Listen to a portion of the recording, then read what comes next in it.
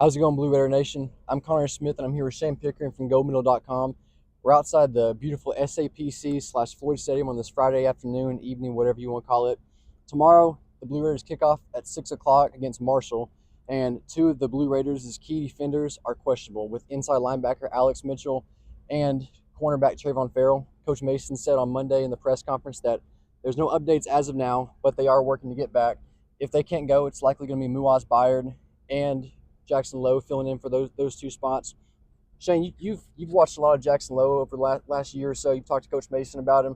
What are your thoughts on him and what he brings to the table? Yeah, he had a very up and down game against Wisconsin. He continued to play against Nevada.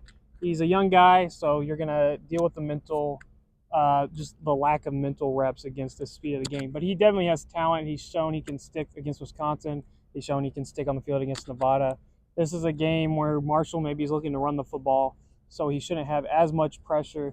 But it's still, he's going to be left on an island, so you still want him to be able to produce, and losing a starting cornerback always blows. But then you also have Alex Mitchell, who's questionable, but Muaz Bayard has looked good in his absence. Yeah, Muaz Bayard's been an absolute beast.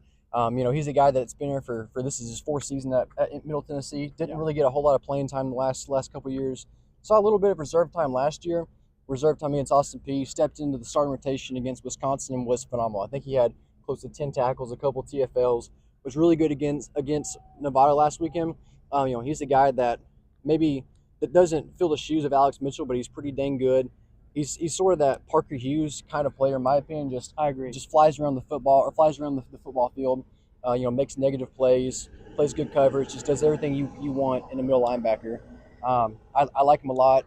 When Alex Mitchell can come back, that's a really good. That's trio. a really good linebacker room. Yeah, you got Alex Mitchell and Parker Hughes, who are potential all-conference guys, and then Muaz Bayard, who could be an all-conference guy if he keeps playing at this level. So yeah. Yeah, and then going back to Jackson Lowe, something you touched on, inexperienced guy.